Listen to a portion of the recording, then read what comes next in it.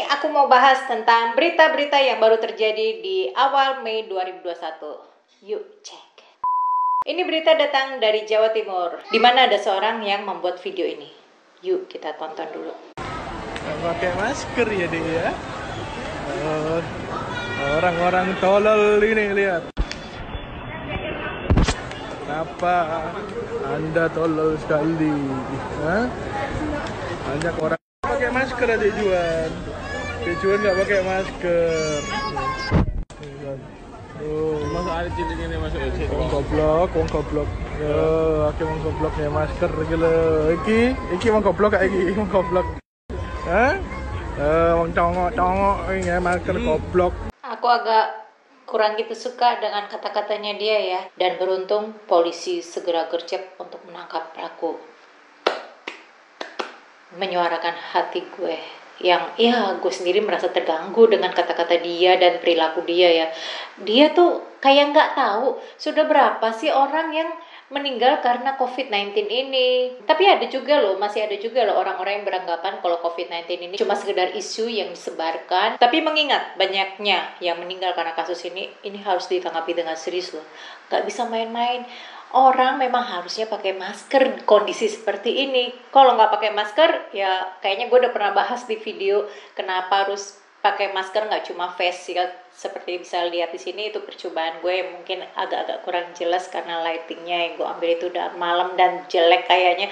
Tapi nanti akan gue ulang lagi kok. Pelakunya ini udah bapak-bapak sambil gendong bayi, dia tuh komentarin semua orang yang ada di situ kayak diolok-olok. Namanya adalah Putu Aribawa. Pada akhirnya dia dikenakan sanksi sosial.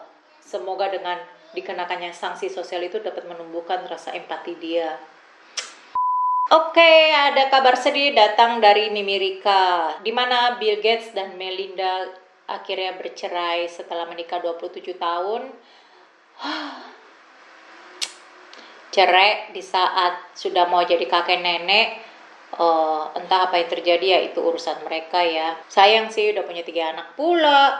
Padahal waktu mereka married dulu tuh heboh sampai nyewa satu pulau untuk menjaga privasi. Sepertinya memang privasi ini yang benar-benar dijaga sama si Bill Gates, yang menjadi isu besar buat Kang Bill. Ya semoga ini adalah keputusan yang terbaik buat mereka berdua.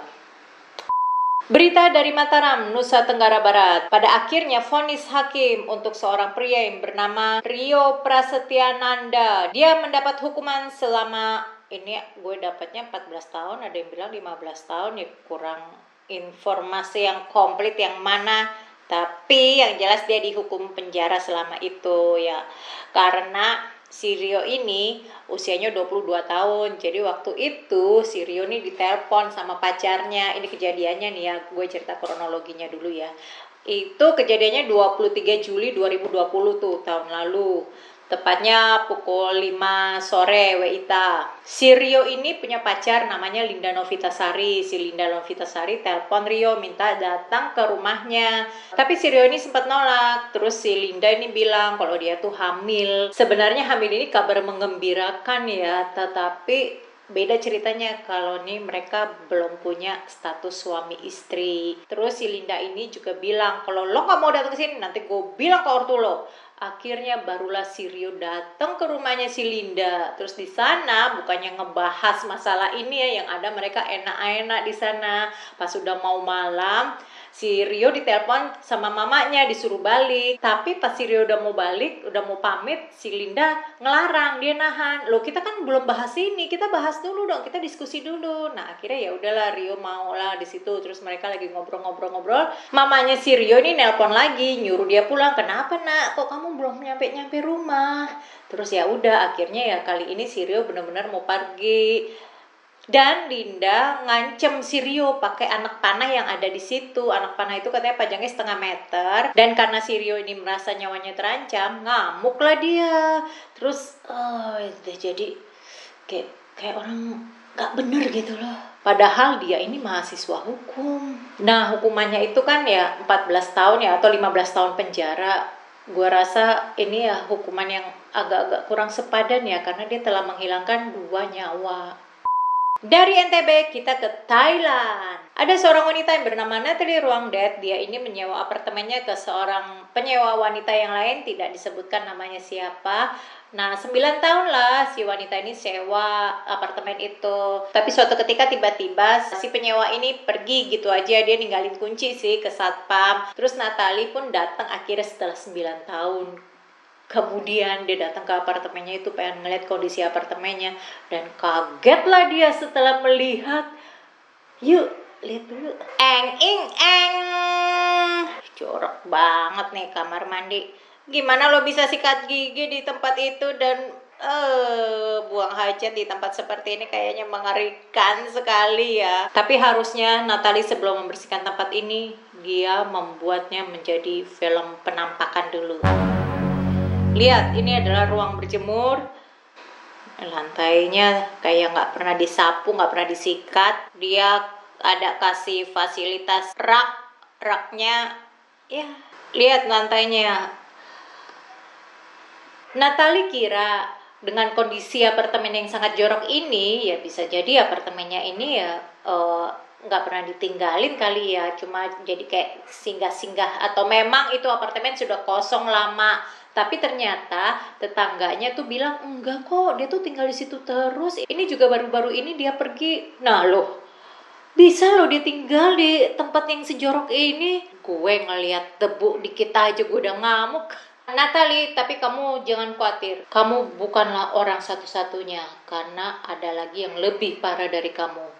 Cowok ini dia juga nyewain rumahnya ke orang lain. Ini kejadian di Malaysia. Sampai saking sebelnya dia bilang penyewa dari neraka. Oh, lihat tuh. Ini ruang tamunya loh. Kotor banget. Bau banget nih mereka ya, karena sampah semua isinya. Oh, ada anak kucing. Awas nanti dicari induknya. Oh ya ampun. Ini dapurnya.